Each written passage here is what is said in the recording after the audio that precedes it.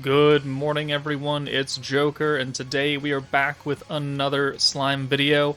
Back again for Jubilee Catalyst number 39, this time going into Normal Battle 2, which wants a light team. And it's starting with a first hand of a special convert into blues, which we can most definitely work with.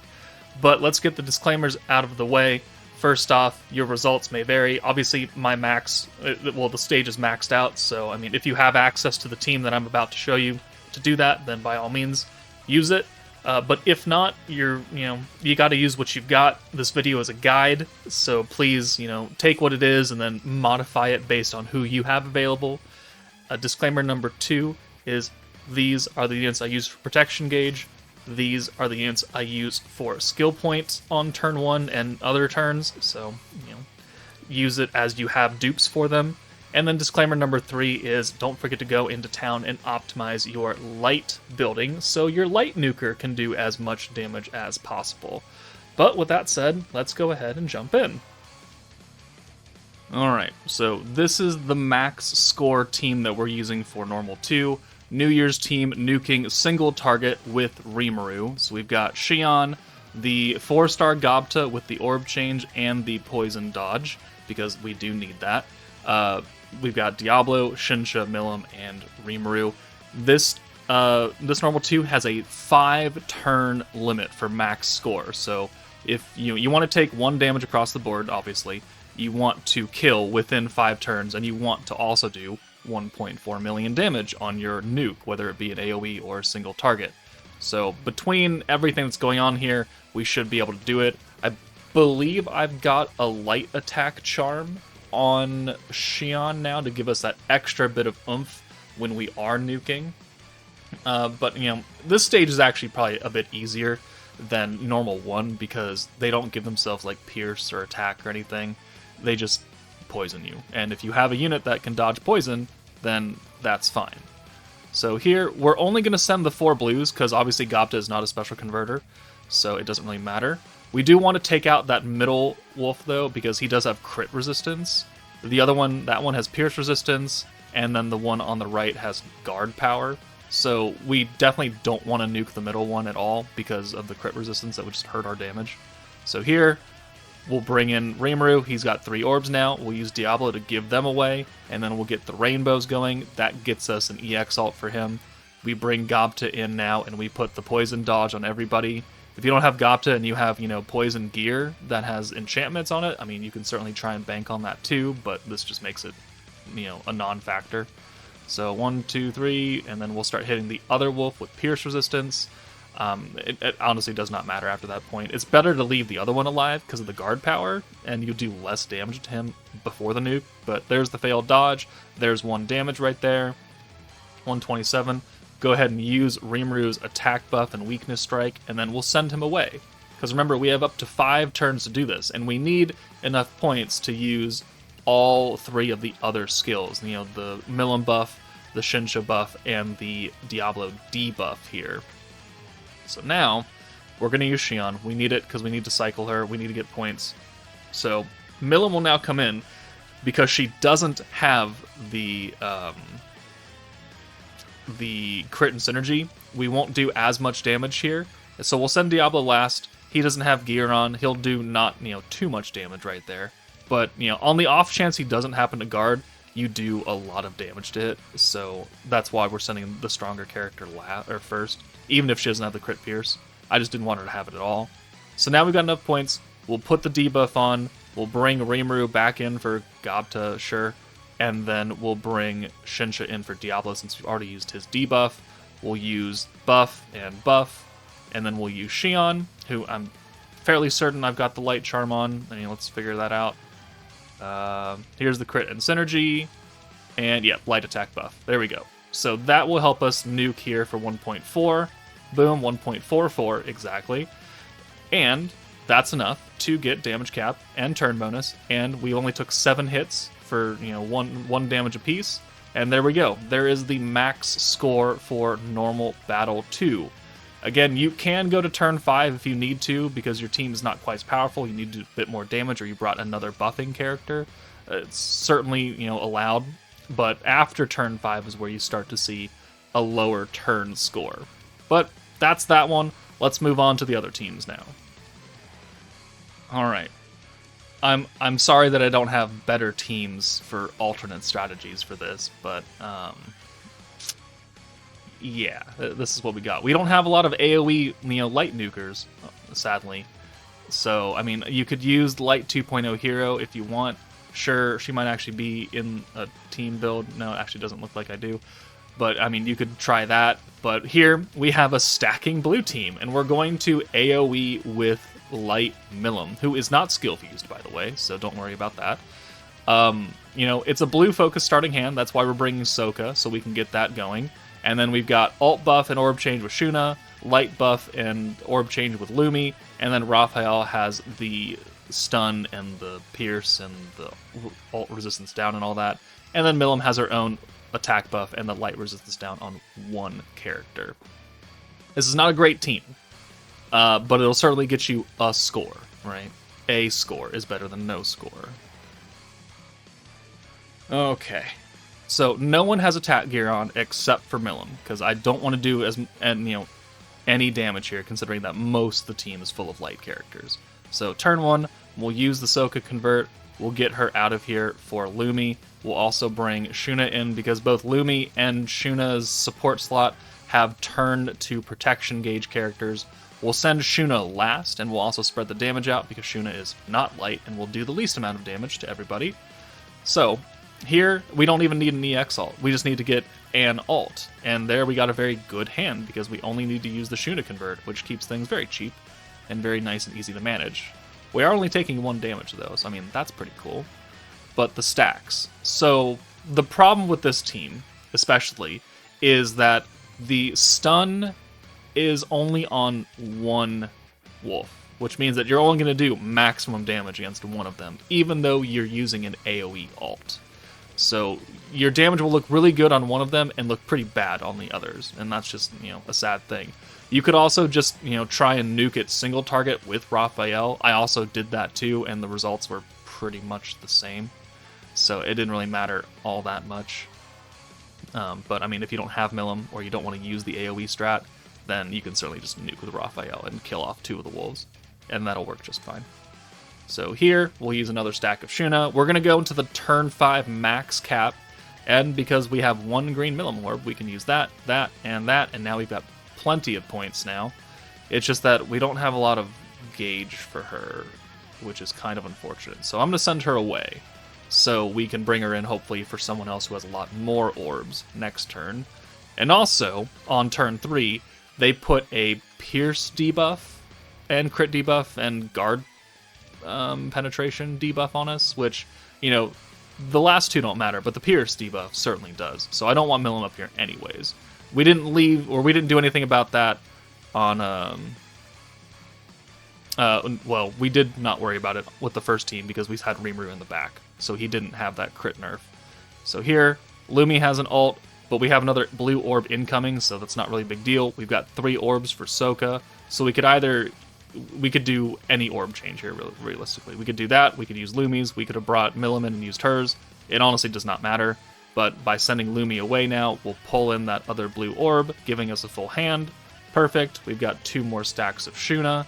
And now, with these 3 orbs, we will get her ult on turn 5. And again, we'll spread the damage out in a way that makes sense. Why didn't I use that second stack? I don't know, but here we go. We remember to use it now. And yeah, I mean, certainly it's a team. And that's pretty much all I can say. If for some, you could also try and attempt to do like 2 single target nukes between Lumi and Raphael, but the same issue then occurs where you've only stunned 1 wolf, because we only have 1 stunner. Unless you want to just swap Milim for Guy, and then you could stun 2, and then that would technically work. But you'd be losing a pretty hefty attack buff and the light resistance buff and another orb changer, so I don't know if that's completely a viable strategy, but it's certainly something you can do if you really want to. So there's the alt buff. We'll bring Lumi in, and we have enough points now, so buff, buff, buff, buff, exactly 300 points used. So we're going to do the most amount of damage against the middle wolf. He has the crit resistance, right? So we don't want to nuke the wolf on the left. And we do 464 in the middle and then 120 everywhere else. So, I mean, yeah. If we were able to do 460 for everybody, that'd be pretty good. But we can't. So we definitely did not hit damage cap. We took damage. See, the turn bonus is still max. So turn 5 is the max, but we did half of what we, well, yeah, half of what we need to do here. So it's a team. It's an option. It's not a great one, but there you go. All right, the third team is a pretty sad Goddess of Destiny team, quite honestly. You know, Bride Mirren is so old, and she wasn't super good when she came out, and then they tried to make her a revamped character in that Protector Trainee, who also, I mean, in my opinion, isn't really that good. I just don't really care about follow-up orbs, because they mean nothing in these stages, because you don't want to do follow-up attacks, you just want a big-time nuke. So here, we're going to single-target nuke with Shuna.